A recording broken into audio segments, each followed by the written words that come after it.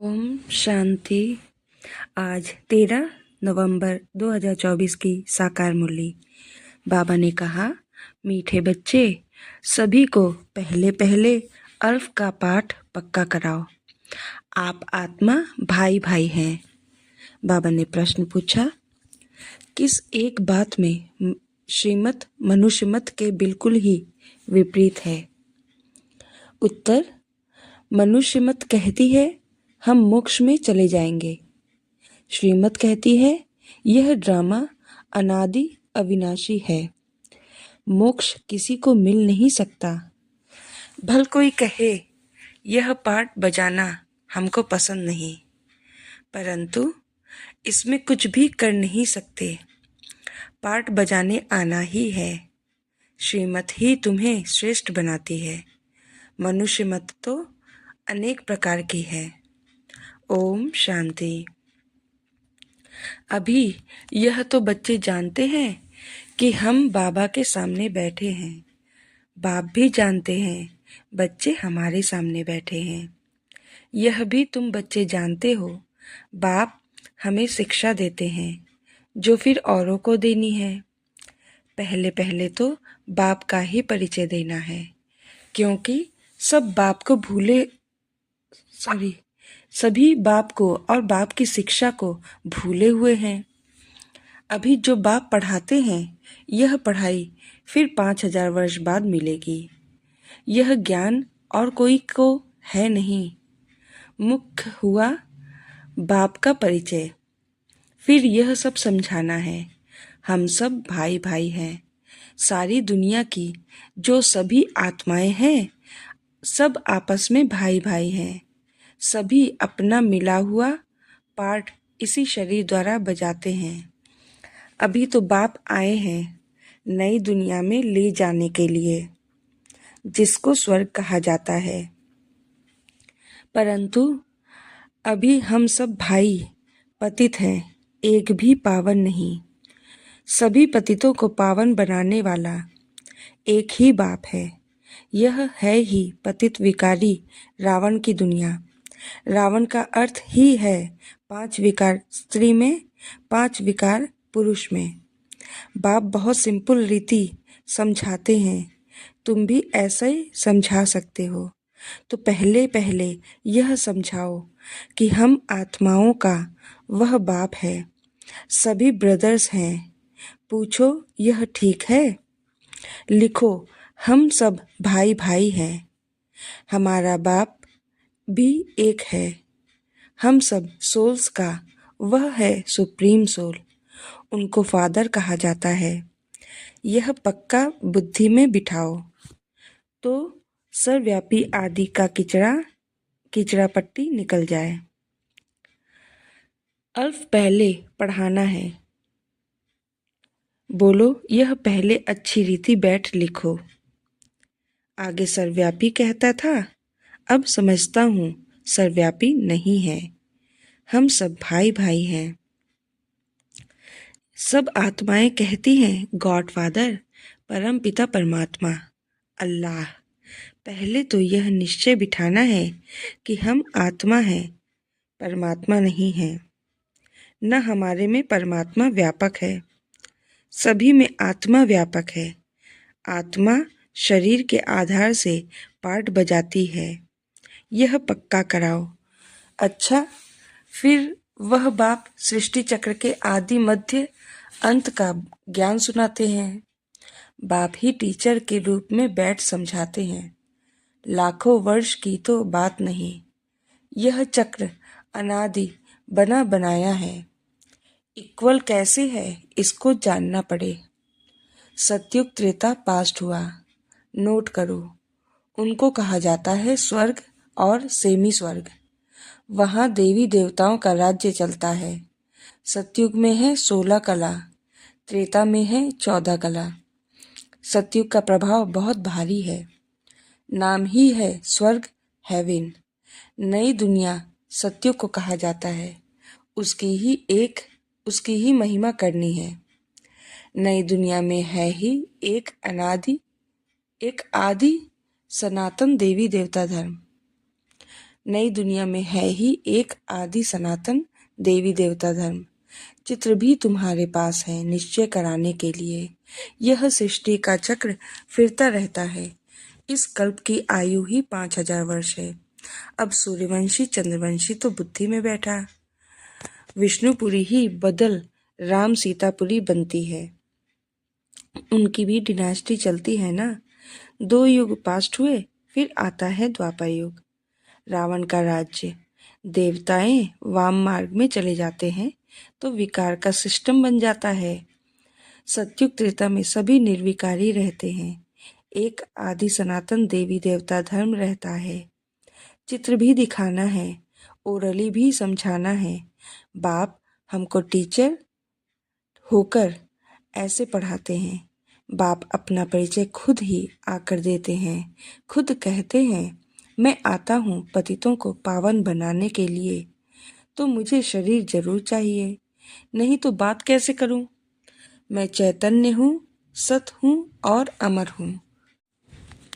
सतो रजो तमो में आत्मा आती है।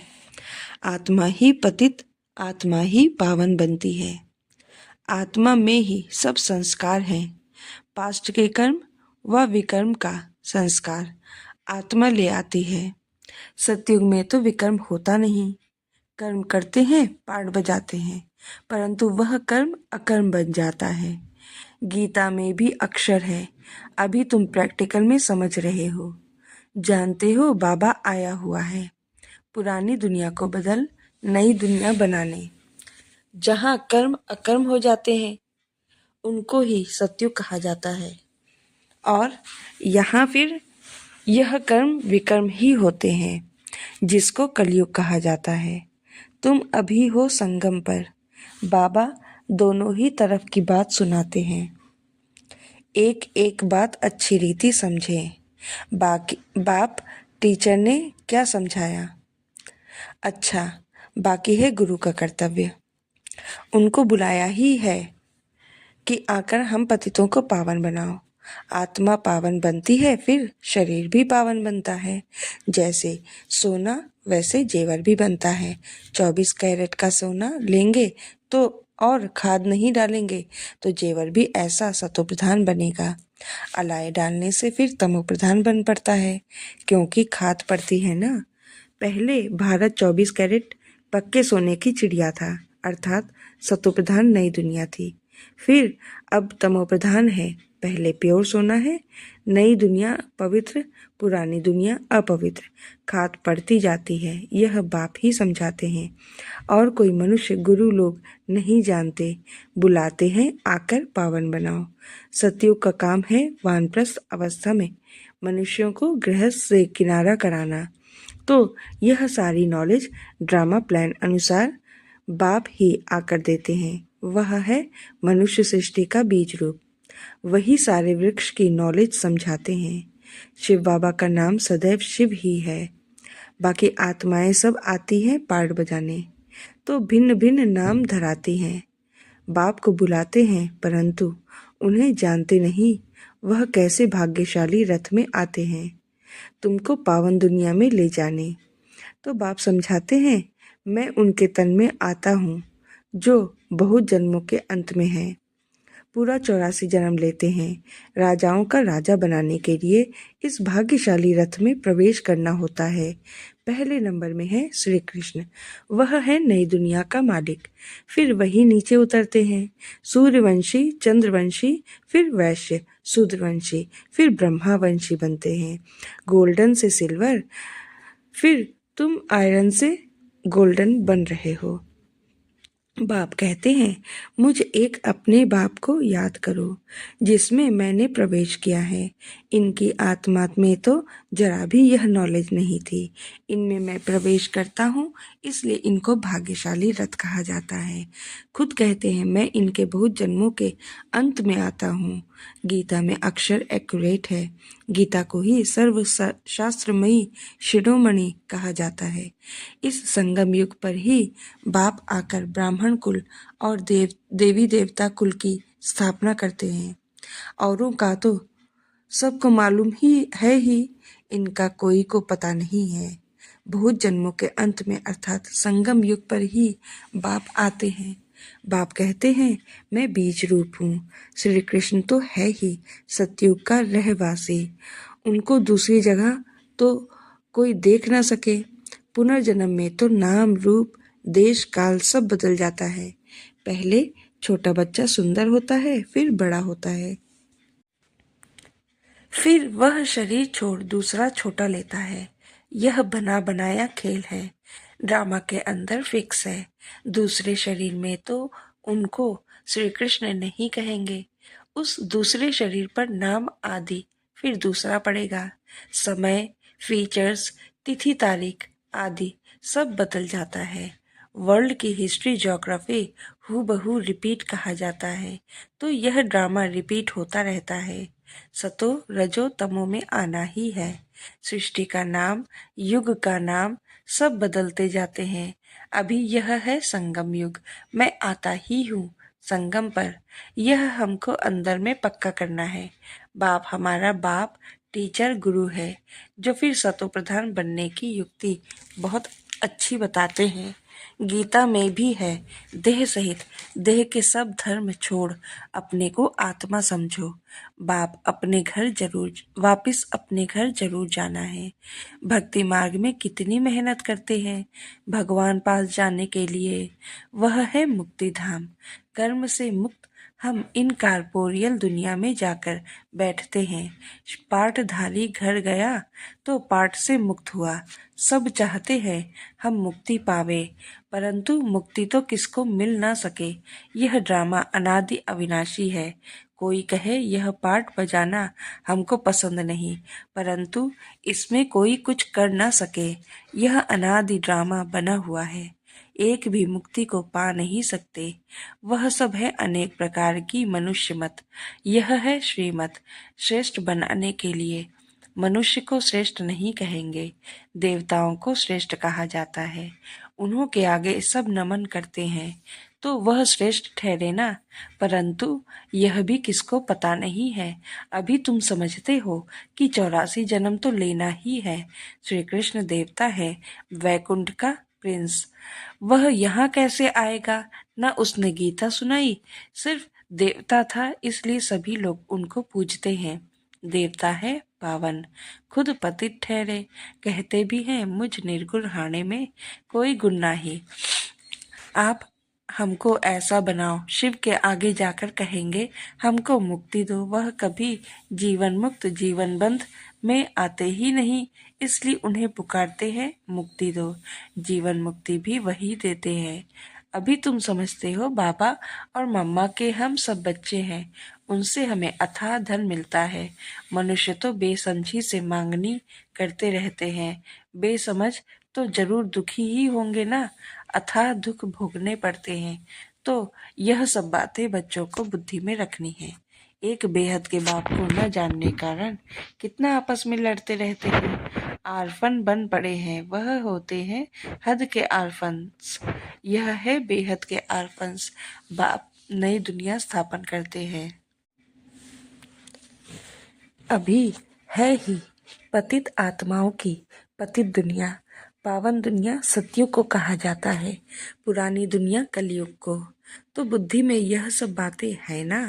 पुरानी दुनिया का विनाश हो जाएगा, फिर नई दुनिया में ट्रांसफर हो जाएंगे। अभी हम टेम्पररी संगम युग पर खड़े हैं। पुरानी दुनिया से नई बन रही है। नई दुनिया का भी पता है। तुम्हारी बुद्धि अब नई दुनिया में जानी चाहिए। उठते बैठते यही बुद्धि में रहे कि हम पढ़ाई पढ़ रहे हैं, बाप हमको पढ़ाते हैं। स्टूडेंट्स को यह याद रहना चाहिए। फिर भी वह याद नंबरवार पुरुषार्थ अनुसार रहती है। बाप भी नंबरवार पुरुषार्थ अनुसार याद प्यार देते हैं। अच्छा पढ़ने वाले को टीचर जरूर प्यार जास्ती करेंगे। कितना अंतर पड़ जाता है। अब बाप तो समझाते रहते हैं, बच्चों को धारणा करनी है।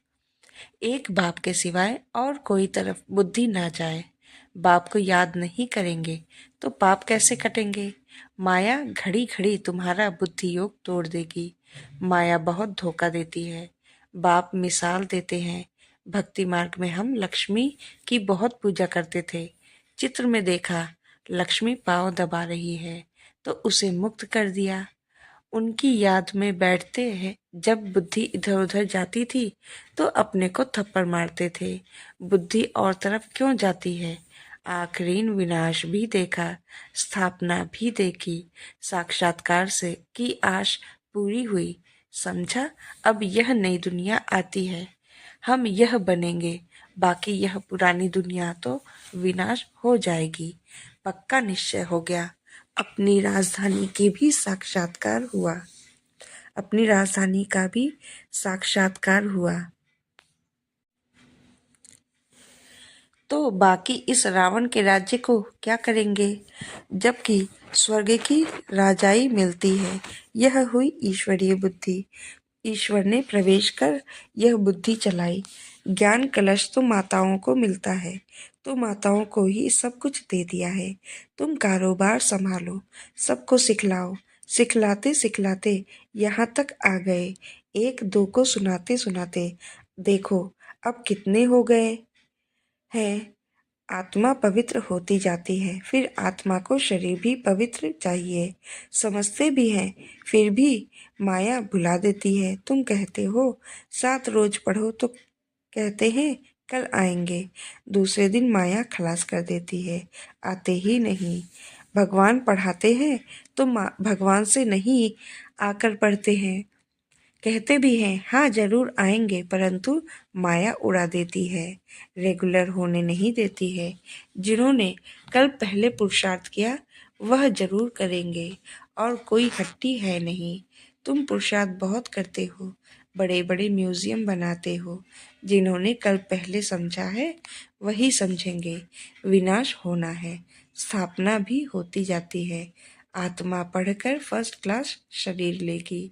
एम ऑब्जेक्ट यह है ना, यह याद क्यों नहीं पड़ना चाहिए? अभी हम नई दुनिया में जाते हैं अपने पुरुषार्थ अनुसार। अच्छा, मीठे मीठे सिके लधे बच्चों प्रति माता पिता बाप दादा का याद प्यार और गुड मॉर्निंग। रूहानी बाप की रूहानी बच्चों को नमस्ते। हम रूहानी बच्चों की रूहानी बाप दादा को याद प्यार, गुड मॉर्निंग, नमस्ते नमस्ते नमस्ते। शुक्रिया बाबा। धारणा के लिए मुख्य सार 1 नंबर, बुद्धि में सदा याद रहे कि अभी हम थोड़े समय के लिए संगम युग में बैठे हैं। पुरानी दुनिया विनाश होगी तो हम नई दुनिया में ट्रांसफर हो जाएंगे, इसलिए इससे बुद्धि योग निकाल देना है। 2 नंबर, सभी आत्माओं को बाप का परिचय दे कर्म अकर्म विकर्म की गुह्य गति सुनानी है। पहले अल्फ का ही पाठ पक्का कराना है। वरदान, श्रेष्ठ प्राप्तियों के प्रत्यक्ष फल द्वारा सदा खुशहाल रहने वाले एवर हेल्दी भव। संगम युग पर अभी अभी किया और अभी अभी श्रेष्ठ प्राप्ति की अनुभूति हुई। यही है प्रत्यक्ष फल। सबसे श्रेष्ठ फल है समीपता का अनुभव होना। आजकल साकार दुनिया में कहते हैं कि फल खाओ तो तंदुरुस्त रहेंगे। हेल्दी रहने का साधन फल बताते हैं, और आप बच्चे हर सेकंड प्रत्यक्ष फल खाते ही रहते हो, इसलिए एवर हेल्दी हो ही। यदि आपसे कोई पूछे कि आपका क्या हाल चाल है तो बोलो कि फरिश्तों की चाल है और खुशहाल है। बाबा ने स्लोगन दिया, सर्व की दुआओं के खजाने से संपन्न बनो तो पुरुषार्थ में मेहनत नहीं करनी पड़ेगी। ओम शांति।